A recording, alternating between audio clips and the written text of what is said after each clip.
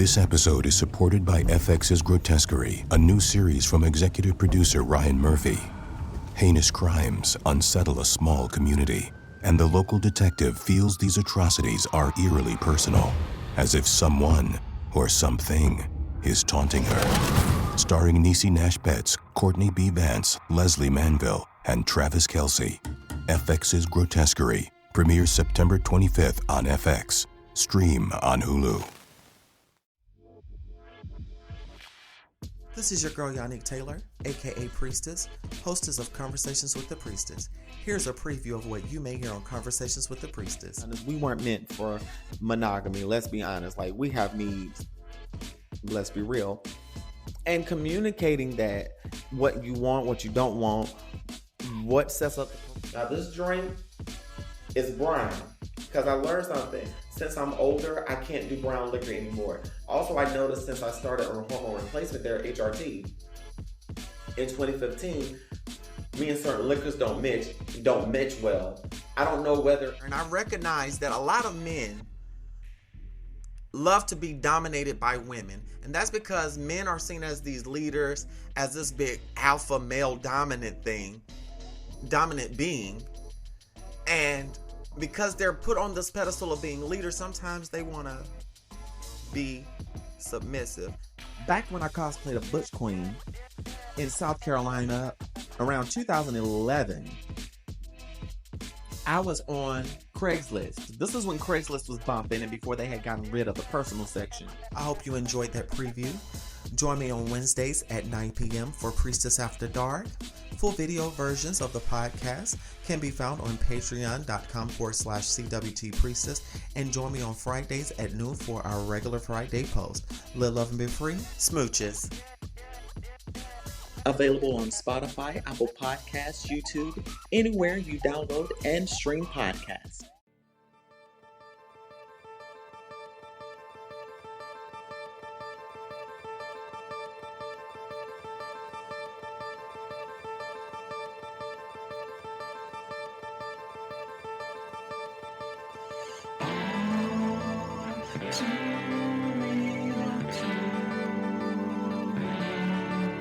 Okay, everybody, welcome to the latest episode of All Too Real 2. My name is Michael E. Cullen II, and with me, as always, is... Sesame, Guitar String, and Carta. I couldn't think of a name, so I just... Oh, okay. So that's your name for today? For today, yes. Okay. Which guitar string are you? The new one, not the new one. I got one of my guitars fixed, and the guys at the store put on new strings as well because it was like missing like 4 strings. I haven't played in a while, so yeah, makes sense. You know when I played my guitar last? I don't think you have a guitar. Exactly. Yeah, but you know what? I could be the greatest guitar player ever. Could be, yes. But I've never played guitar, so you don't know. I could be like the next Jimi Hendrix.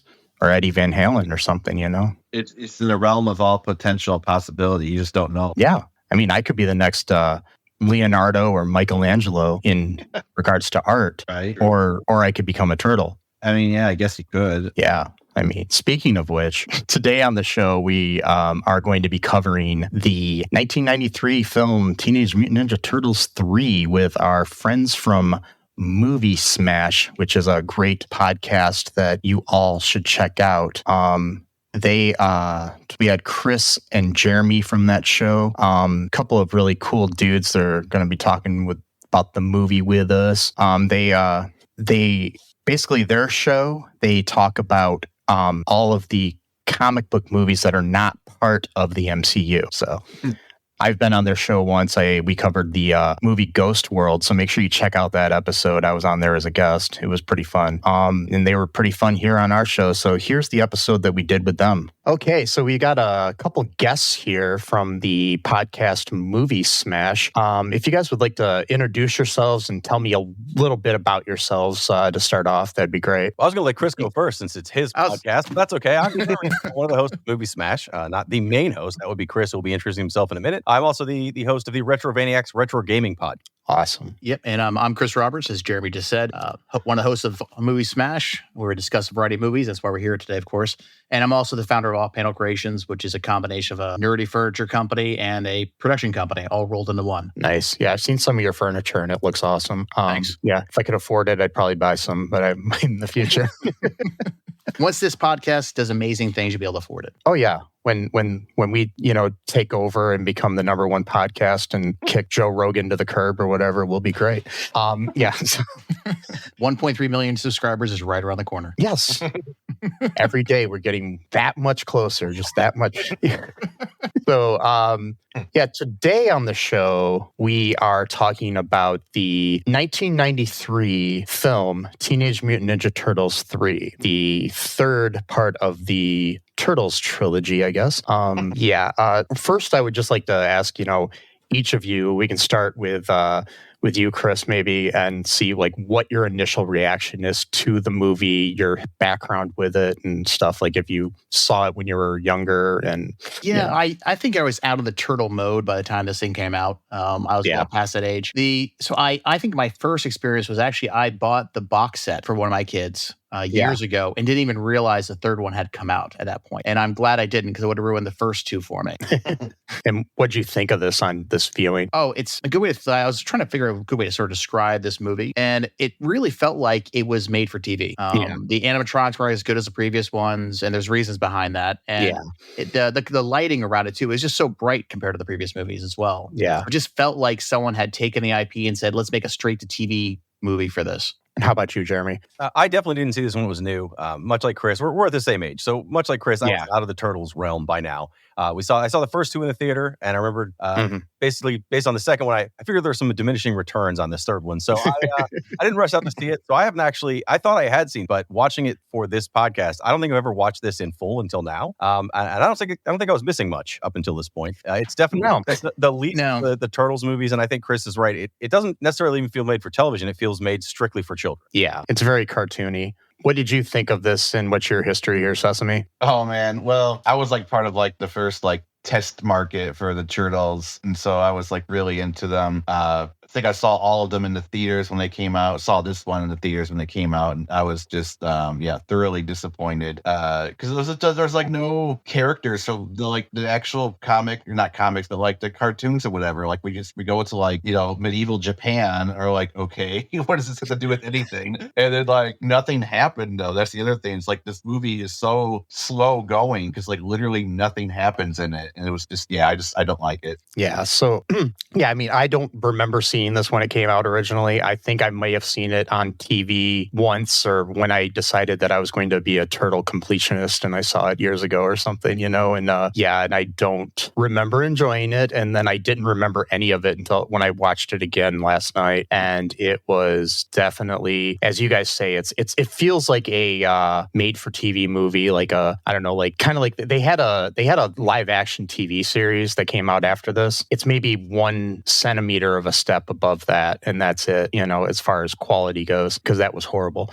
So I've only watched one episode of that, and I couldn't make it through it. So it definitely felt closer to the cartoons than it did the actual original movies. Yeah, the way it was so cartoony, and there was it felt like a filler episode from the TV show. That makes sense. Yeah, where you have just random characters you're never going to see again. Yeah. It wasn't like a Shredder or Krang or whatever episode. I see. The thing is, I'm not I like the Turtles. I'm not a huge Turtles fan. I mean, I'm wearing a Teenage Mutant Ninja Turtles t-shirt right now just because I happen to have it. But I was never a diehard Turtles guy. But I did see the original movie when it came out in theaters, and then I watched Secret of the Ooze a bunch because I happened to buy it for $1 on VHS when I was a kid, somewhere at a garage sale or something, and didn't have many movies to watch, so I watched that one a lot when I was by a kid, I mean a teenager. So, but it's interesting story. I mean, it doesn't really do anything, as Sesame was saying. It's just kind of there. So what was there any redeeming quality that any of you guys found? That's a hard one. Yeah.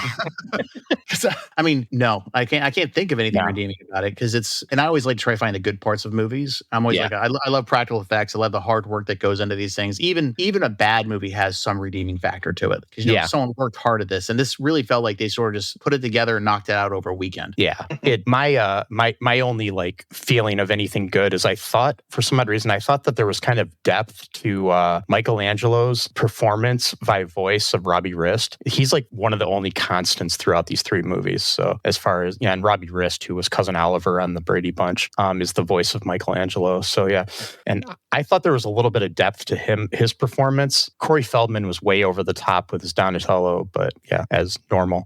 But I was gonna say for Corey Feldman, he's not over the top. For anyone else, he'd be over the top. But for Corey Feldman, I'm just saying normal. Yeah. Mine is Donatello. Also, Donatello doesn't have a huge, other than being the reason they understand time travel somehow. He doesn't really serve a role in this movie. You know, Michelangelo actually has kind of a part that drives it forward. Even Raphael has that awkward bonding with a child for no reason section that happens. Like everyone else seems to have a piece, except for really Donatello, and Leonardo's just there. So I guess it's the redeeming features of this for me is that one, it's faster than I remember it being. Like when I thought I saw this, I remember this being really slow, and it does not a lot happens, but it didn't drag. Like I watched it in one sitting. I didn't have to pause it and come back or anything. I watched the whole thing in one sitting.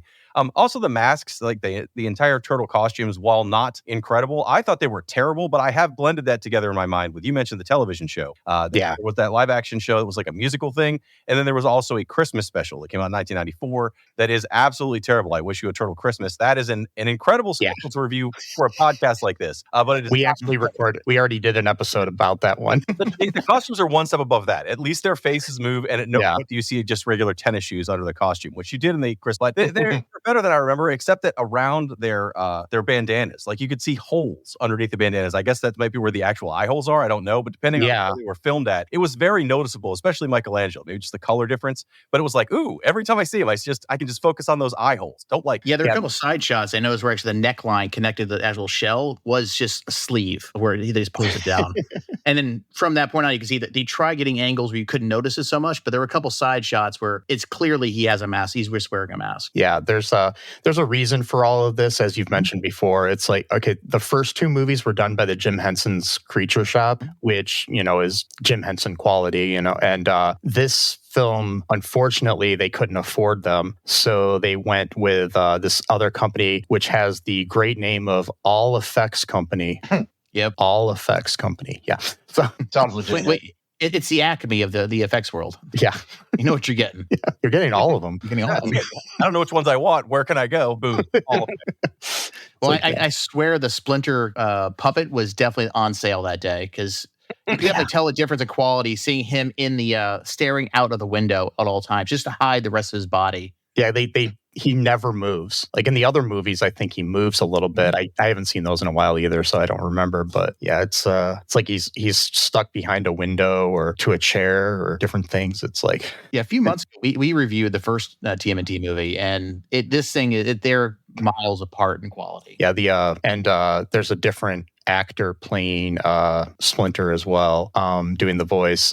In this one, it is James Murray is the actor's name. In the first two, it was the original Elmo, or the most famous Elmo actor. What's his name? The guy that got in trouble for some supposed grooming. Yeah, he was Splinter in those. So it's just kind of funny to his voice range. He was really good. It's like you go from Elmo to Splinter. They're totally different voices. So yeah, but it's kind of a downgrade. No offense to James Murray. He was probably doing the best he could, but it's just not the same. No. And I was surprised when I looked up, Corey Feldman only got $1,500 to do this movie and to do the first Turtles movie. So they overpaid. Yeah. But I just find that really odd that it's only $1,500, with for any kind of acting. It just doesn't seem like it's, especially for a feature-length film, it just doesn't seem like it's fair. But yeah, they messed with him. He tried to negotiate for more, but they said because of his drug issues, they couldn't pay him more or something. And that's why he wasn't in the second one, because he was in rehab or something at the time. And they were also afraid that it was going to look bad for a kid's movie to have a drug addict in the movie. So by the third one, they just didn't care. They're like, no one's even going to pay attention to who the voices are. And figure they probably could have done it for free if they would have said, we'll use some of your music. but they didn't. Yeah. Something far better than a Corey Feldman. I'm still regretting he was in the area like a couple years ago, like performing at a local club, and I almost went. I was going to go just to, for the hell of it. Yeah. Speaking of the music was drastically different than the previous movies. I mean, the quality just fell off a cliff. I mean, there wasn't even a theme song. Like the first two have kind of like a theme song in them, and this doesn't even have that. It kind of just goes right into action. So yeah. Any other thoughts here, Sesame, that you have off the top? Sorry, go ahead. No, you go ahead. Yeah. Okay. What do you mean? Like, what about the cool dance scene when they introduce themselves? They do this weird little routine. You don't count that at the very beginning. Yeah, I guess so. And at the very, you forgot the end, the beginning, and the end. It's like a alpha and omega type situation. It just kind of, it's like a circle. You get that stuck in your mind. No, you don't actually. No, there was one point, and I forgot what it was, but you talked about redeeming qualities, right? So there is like about a 10 to 15 second shot where the guys are dancing to Tarzan Boy by Baltimore at the bar, and then I thought that was cool. That the whole movie could have just been that on a loop as Casey's trying to give him a taste of the good life in New York City circa 1993 or whatever.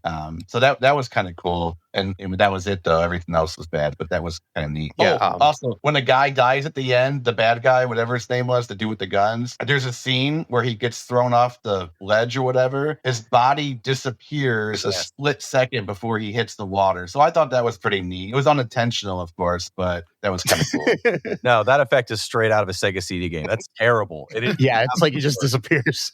And his name was Walker, and every time they said his name, I just followed it with Texas Ranger every time I saw it. Yeah, that would have been better if Chuck Norris played him.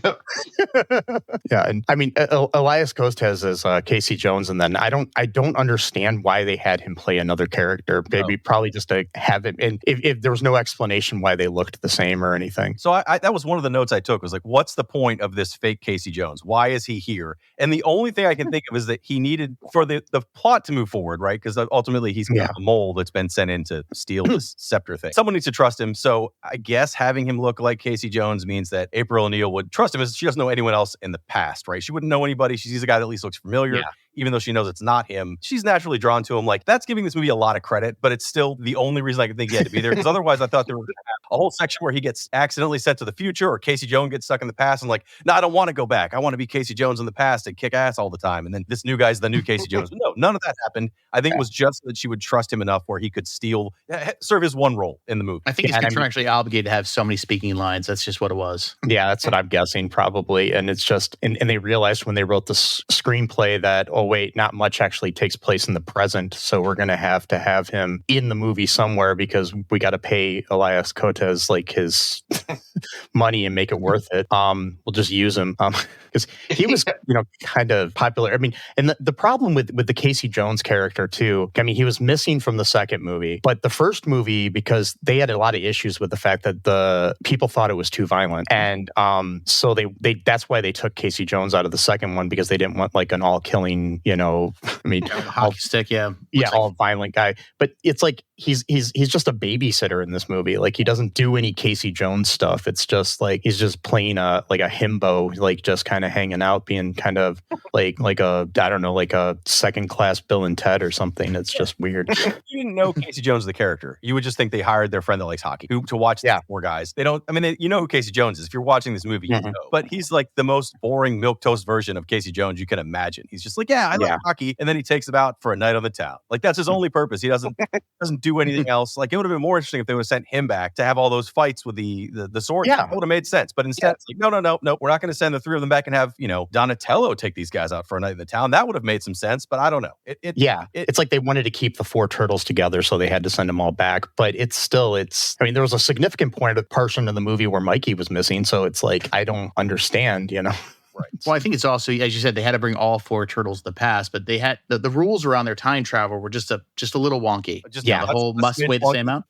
Yes, and I want to ask Jeremy, if you don't mind, because Jeremy loves time travel movies. No, at least if you listen from our show, you've heard him talk about this several times. But Jeremy, how do you feel about the rules around this time travel? Yeah, we talked about it for Time Cop with an extensive. I don't like time travel because unless you're only going into the future, it doesn't make any sense. If people can go back in time or whatever, then you'd always see all these time travelers, all this other stuff, right? At some point, doesn't matter how far in the future it is, you'll see them now. So you can only go in the future with time travel. But besides the point, it doesn't actually exist. But let's just say it did. Their rules for time travel don't make any sense. First off, it's mass displacement based. So you have to transport with somebody else who's holding the scepter that's the exact same size or weight that you are. They didn't really, it's mass. So make it whatever you want it to be. So it has that number of people that are holding the scepter. So if it's 6 people holding the scepter, that have to be 6 people holding the scepter at the other time. I don't know what powers it, because otherwise people would constantly just vanish as soon as they touch the scepter and be replaced with something else. So there has to be something that powers it. Like in the future, they seem to have some kind of understanding, like, oh, if we, I don't know, like put an electric light on it or something, like it there's something you do more to hold it. But in the past, they just wish and it turns on and it works just fine. Clothes don't transport with, but that's a very vague description, because if you have bandanas, they transfer just fine. Weapons, no problem at all. A watch, a Walkman, all those things will tell. But shoot, your underclothes too. You know, like yeah. And then even when they do teleport, the other guys come back with just underclothes only and nothing else. I mean, again, this is a kids movie. This is probably the least concerning aspect of the movie. But I still I don't like time travel to begin with. So this whole time I was like, oh, none of these rules either are consistent. It's terrible. I love time travel movies, but I always have the same issue with them that you're having here, where I just don't understand the concept about a lot of it. I mean, it's like, and the thing is, it's like the weight displacement type thing makes no sense, because even though the one dude, whatever his name is, what's the first guy that comes back? The son of the Shogun or whatever? Yeah, not Yoshi, but Kenji. Kenji, yeah, he's got to have like muscle and stuff for being his, the way he is. There's no way that he and April O'Neil weigh the same. No. Right. And there's also no way that those other 4 guys weigh the same as the turtles with their big, heavy shells on them and stuff. I don't think that they weigh the same. So the weight displacement thing just goes out the window right away. Yeah. I mean, just why did they even mention that? Like, they should have just said, oh, it's, person for person sort of thing. Well, they alluded to like a potential future plot, because they said that these turtles have come in the past before. Yeah. So were they planting seeds for a 4th Turtles in Time movie? Probably. Maybe. I know they were trying to do a next mutation thing where they're going to have another turtle added and stuff, but they did that on the TV series instead.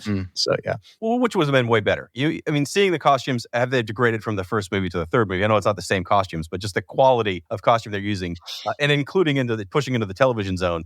It's a good thing they didn't. They didn't add any other turtles, That's what I didn't like the most about this movie. I mean, more than the fact that the time travel part bothered me. I can get past that. The fact that the first movie was cool because it was turtles. You're like, oh, this is going to be cool. Yeah. Right. It was seen as very dark at the time. I remember when I walked out as a kid, I was like, that's not what I expected. I still liked it a lot, but it seemed like it's way darker than the cartoon, because I was not familiar with the comic when I watched the cartoon. I knew it existed, but I hadn't read it, not the real comic. Then by the time the second one came out, they didn't have, Bebop and Rocksteady in the first movie, but they did have Taka and Razar in the second movie, which was cool. Yeah. Sure. It's not, watching it now, it doesn't hold up as well as the first one does, but it still was like, okay, cool, more mutants. Then they go back to this one, no mutants. Just the original Turtles and Shredder, or Splinter, who's just sitting behind a wall. But there's no one else. There's not even like weird monsters from the past they could have put in there. Nope. Instead, it's a fairly realistic portrayal, I guess, of bad. And like, okay, sure, all right. Just and there's no Vanilla Ice. Oh, exactly. Yeah. They try to have that with the dance scenes that were mentioned earlier. They do try to make up for that. But I'd much prefer Vanilla Ice. And that their jokes make no sense. Like Sesame right now on our StreamYard thing that we have here has his middle name as the Addams Family. Oh God, yeah, I hate these little quips. Because they're like, at one point when they say them, who'd you expect? The Addams Family? Like, doesn't make any sense. What doesn't make any sense at all? I mean, maybe that was the Addams Family out around then, the Raul Julia movie. Yeah, a couple years earlier. Yeah, so maybe that's why, but it makes no sense, and a lot of the jokes just make no sense. Like, I'm a turtle and I've fallen and I can't get up, or something like that. It's like one of these catchphrases from commercials, and they just threw it in the movie that they thought would like, oh, people have seen that commercial, right? So we'll just replace the word turtle, and like, or the whole thing when they do swing, like I wrote down swing. God. Oh my God, it bothered me so much. Yeah, I wrote the same thing. Now, the humor in this is very, very dated, and it's not because like it's just the jokes don't hold up. It's more about the references. There's tons of references. They're all around the year this movie came out. And, well, go ahead. I think it's supposed to feel more like the cartoon, which is very much this kind of, not this focused on references, but very much just little quips and action. Instead, this is like just laying it on thick, and it is all current movie references, or some are not even current. I think at one point he says, "Who's that? Wayne Newton?" They're like, even back then, that was an old reference. It's like, and what like 10-year-old kid watching this movie knows who Wayne Newton is? I mean, There's probably some random 10-year-old who has a Wayne Newton poster on his bedroom wall, but that's just that weird kid you don't talk to. But I didn't get the chance to look it up. I'm curious who wrote the script for this movie. It is, got it right here. It was written by Stuart Wilson, who directed it. That makes total sense. No one else want to be involved with this. Who's like, I got a script. I've got it handled. We're going to film this. Yeah, and he works for All Productions Media. All Productions. He's done all of them. Every single one. Writes it, directs it. Yeah. He does the music. He's done all of them. Everything from Oppenheimer to, I don't know, Tooth Fairy 2. But he's got let me see here, his writing credits. He's written for like he wrote for a bunch of TV shows and then and then a random, bunch of random movies I've never heard of. Some of them, he was a writer on the Donnie and Marie series, Three's Company, Sonny and Cher show, the Osmond Family Show, Mork and Mindy. So this was his big break. Yeah.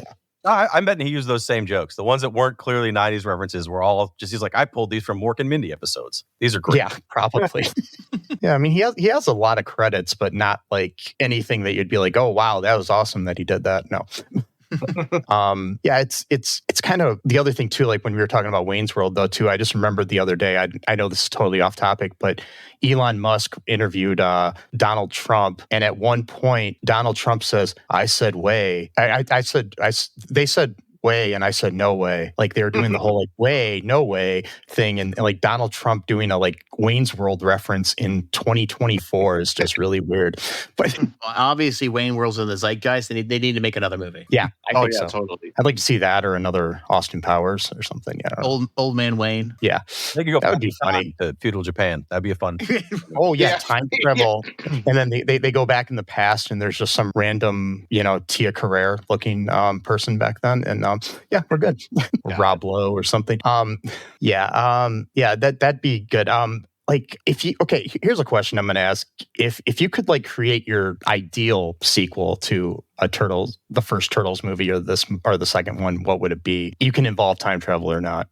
I'd say I would definitely want it darker. I mean, when we talked about the first Turtles movie, like it threw me off too when I was a kid by it being so dark. But now, me having aged several decades since then, it would. I think I would love to see it darker again, be more true to the material as well. But I mean, it would be kind of funny to see him throw a Krang in there. But it wasn't really sort of part of that universe. So it'd be sort of more down to earth, more. See, I'm not a big turtle guy. I don't know all the enemies for it, but like I said, tonally wise, I wanted to go back to being dark again, because the thing of it being dark, and this back to the practical effects, it hides all those problems that a fully animatronic costume has, right? In the first movie, those turtles looked real, at least when I was a kid. Yeah. These turtles, my kids watched it with me. It was painfully obvious these things were real. Yeah. My 10-year-old walked in the room when I was watching it and promptly walked right out. So it didn't even hold.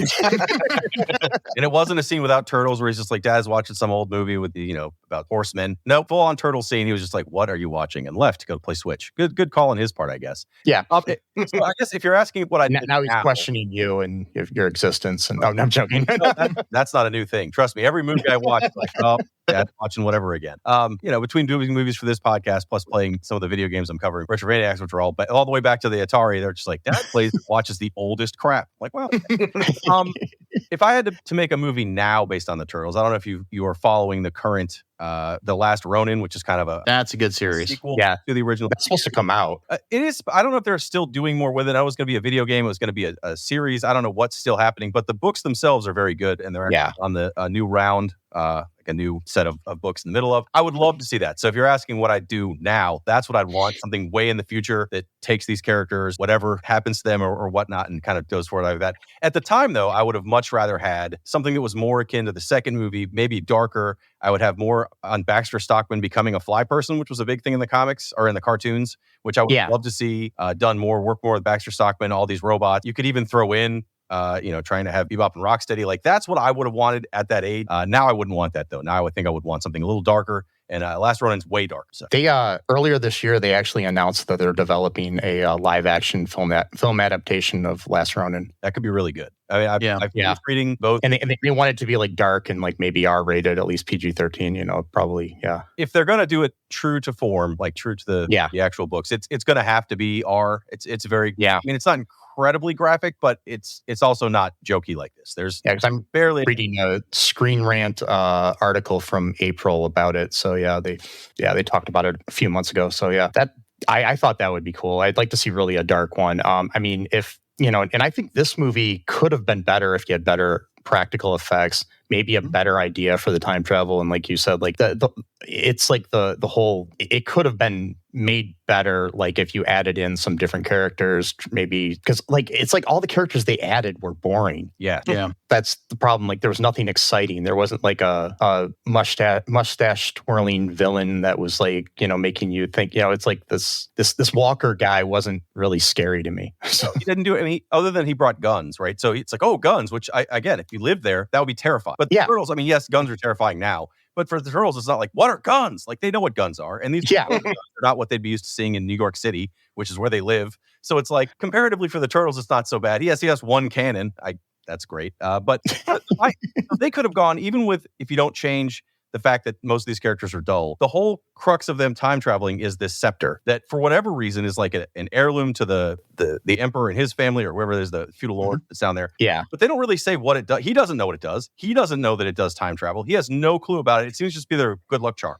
Like, they could have made that itself have a much bigger role. Like, not just does it do time travel, but it can summon a lightning dragon or something that, I know they wouldn't have money for some of that, but even if it was a terrible looking, like, I don't know, it could have been anything. Could have been any kind of other monster. They already talked about calling them Kappa, thinking they were like demons. Yeah. And they could have easily rolled more into that, but they didn't do any of that. They just maybe actually have some demons in there or something. Yeah. And like the other thing too with it, it's like they could have done more with the scepter, and maybe even explain how April O'Neil actually ended up with it. Like, she found it in a yard sale or something. Yeah, she got a yard sale. Yeah, because that happens all the time. I mean, I have seen things where I've read articles where somebody buys a painting at a garage sale and it turns out to be like a missing masterpiece from some famous artist or something. Yeah. But still, it's kind of like, I don't think you're going to find a Japanese scepter at your friend's garage sale. So, well, it looks like an old street lamp. Like, it's not. I mean, it's not going to look like a really cool. You think of stuff, you normally think of like a staff with like a thing on it. Maybe I just too much. Yeah, I mean, yeah. That's what I think of. Instead, it's like, oh, it looks like an old street lamp. So I bought it at a yard sale. Like, what would you buy that for? What had a little spinny hourglass inside of it. Only when it was working. Otherwise, it just sat there. The gifts she got, the guys didn't really. I mean, the only one that was actually even excited was Donatello about his little radio thing. So it's like, all of those are better gifts than what they give Splinter for Christmas. So it works out. Yeah. So on the time travel case, I want to mention about the time travel thing, because that was really bothering me. So they go back in time and they see the scroll, right? And it shows them like fighting some people, but then yet they're like afraid of being killed. But it's like, well, you're not going to get killed because this whole thing already happened, which means you're going to have to go back into the future. So it's like there is like no stakes. That's the other thing. There's like no stakes to this movie, where it's like, they're going to go back to where they came from. And so, yeah, it's just the whole thing. And but like, yeah, too, like the Baxter Stockman thing, that would have been kind of cool for a movie. I mean, back then, like, yeah, I mean, they did do it with one of the Michael Bay produced movies. They had Baxter in there. So yeah. But those are cartoons, right? I mean, not that that's good or bad. I like cartoon movies, but no, they had those like live action hybrids. They had it was like CGI turtles. I watched them. They're okay. They're not horrible. Like the second one, they introduced Casey Jones, played by Stephen Amell from Arrow, from the CW's Arrow and stuff. And he was actually kind of a cool Casey Jones, but it was still, you had Megan Fox as April. Yeah. They were okay. They were just this movie kind of reminded me of, what was the Tom Cruise movie, The Last Samurai? Yeah. So it's like Last Samurai plus time travel, but it needed to be more like what was the Keanu Reeves one? 47 Ronin? Yeah, that could have been cool. I mean, like, yeah, you just put it down. Like I was trying to remember. I was like, I saw a movie that this reminds me of, and it was totally Last Samurai. Yeah. Saw that on a date years ago. So yeah. That's better than seeing this on a date. That would be a last date. Yeah, definitely. This was actually a date where the girl's like, you got to see this. I love this movie. It's one of my favorites. And we watched Last Samurai. But if it would have been like, oh, you got to see this. It's one of my favorite movies. It pops in Teenage Mutant Ninja Turtles 3. And I'm just like, yeah, I got to go to the bus. I had a mutual friend though who was obsessed with this movie. Like sometimes like he would come hang out like with my actual friend, which is fine. Every single time he came out, he would find a VHS tape and would just like beg for me to put on the VHS. I'm like, are you sure you actually want to watch this? He's like, yeah. It was like every single time he came over, I'm like, oh my God, dude. Like, I can't take this anymore. How old were you guys when this happened? 30? This wasn't like this week or something, were you? We're like, no, it's like 26. Still too old. It's way too old. Yeah.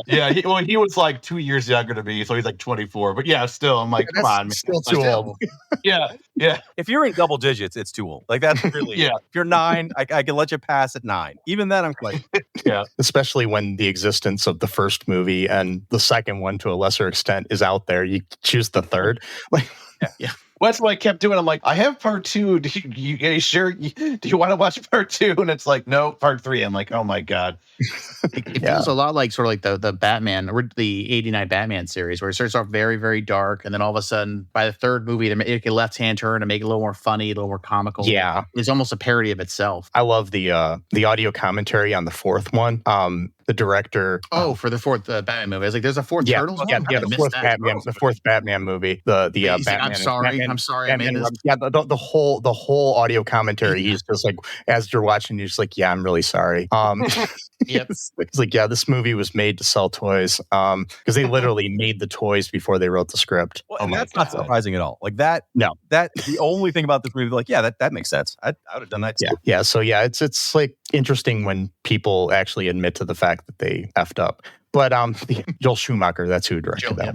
Yeah, he directed I was trying to remember the guy that supposedly had sex with like 200 people in his lifetime or something.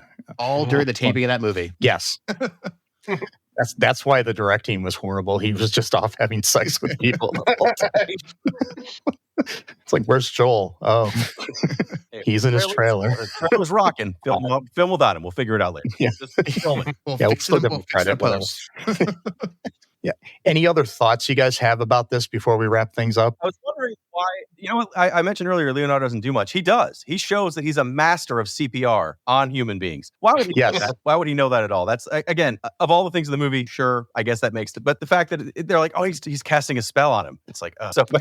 I'm just trying to figure out the like turtle mouth to human mouth thing with CPR. How does that work? Well, and in real life, you don't want to put a turtle's mouth in your mouth, or you're going to get salmonella. It's guaranteed. So, yes. Maybe he started breathing again, but he's not going to last much longer. Yeah. Personal experience. I'll make out with turtles here and there. It's happened. Yeah, don't we all? I did the frog thing. I just kept hoping that they'd turn into like a princess or somebody, important, because I watched a stupid cartoon, and then now it never happened. During biology class, when you're turned on by frogs. Yeah. Just like, sitting there in the biology classroom making out with a dissected frog, and my lab partner's looking at me like, what are you doing? I was like, well, I was hoping I could create a cute girl that's cuter than you. Oh, wait, no, I'm just kidding. Any other thoughts, anybody? I think it's while watching it, like I said, I like thinking about the production. I like thinking about sort of what it took to make this happen. And a lot of the shots just felt like it was made in like someone's backyard or someone's spot in their house. Because there weren't too many places, but everyone, if you notice, like when they came into the fort, there's a fence surrounding it, so you can't see beyond the fence. They sort of come around the corner, and it's obvious they were all behind the fence waiting for the director to say, and go, right? Yeah, it's like, I know they didn't film this like overseas anywhere. I'm pretty sure this was filmed like someone's dojo up the street.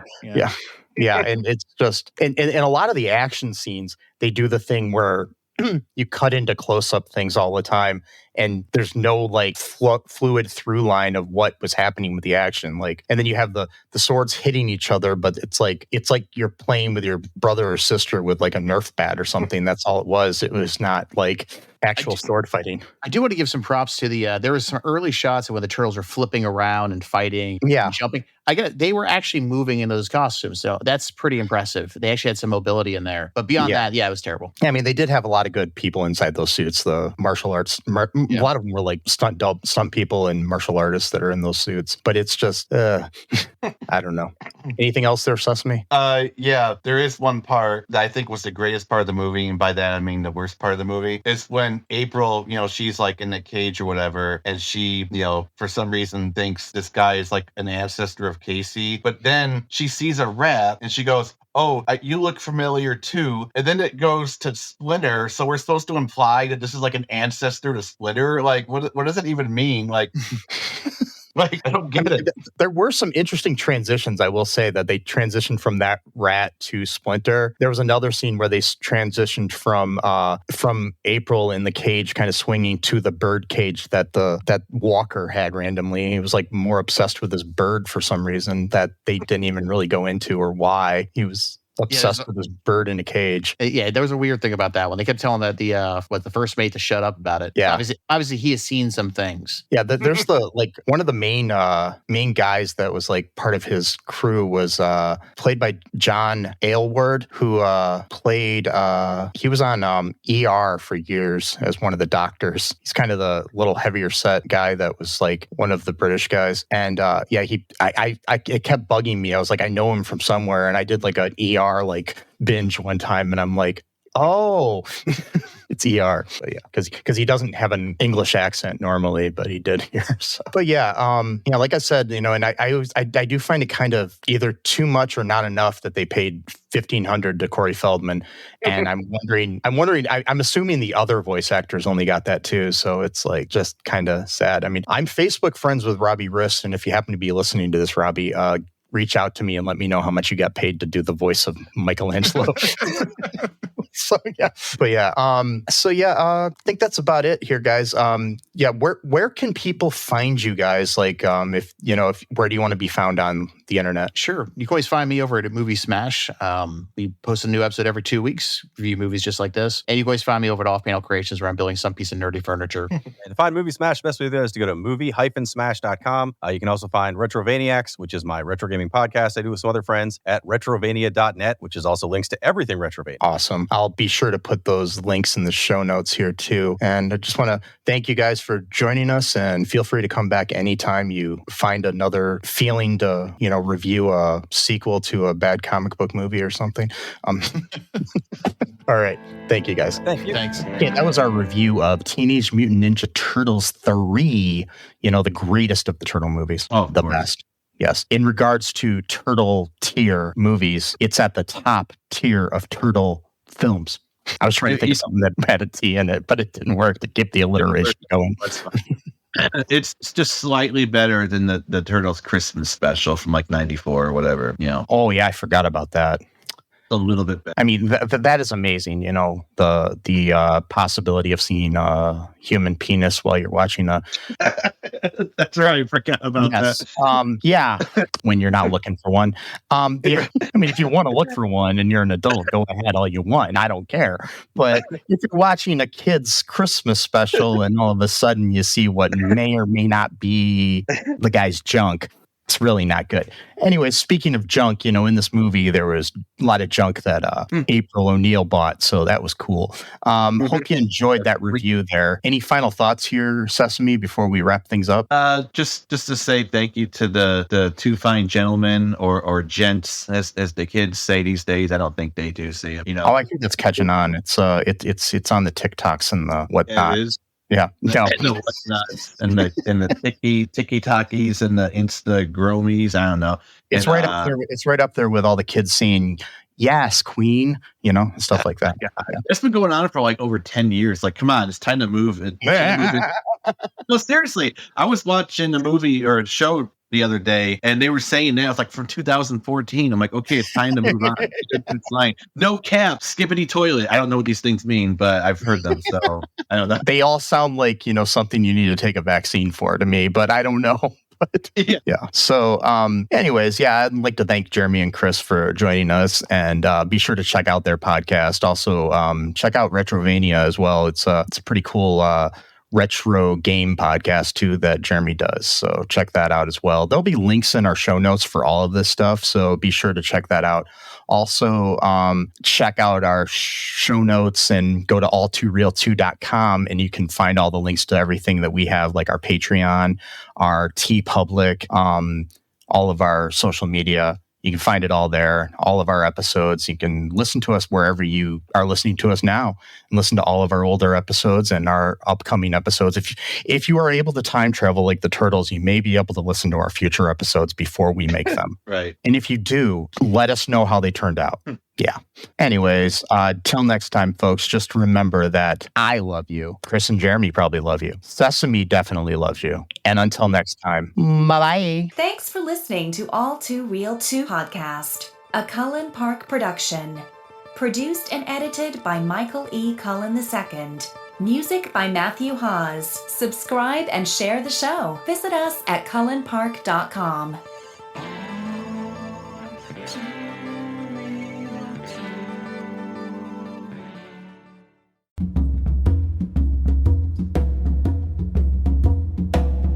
The great visionary leader of India, Mahatma Gandhi, said, "It is health that is real wealth, and not pieces of gold and silver." Listen to the Healthy Grocer radio show on your favorite podcast platform. We know that health is our greatest wealth, and we will be discussing all aspects of natural healing. Explore everything from supplements, superfoods, and healthy lifestyle choices to help conquer stress and boost productivity. Top industry experts and natural health professionals join us for a deep dive into our healing journey. You can find the Healthy Grocer radio show on demand every day, wherever you listen to your favorite podcasts. And remember, health is your greatest wealth.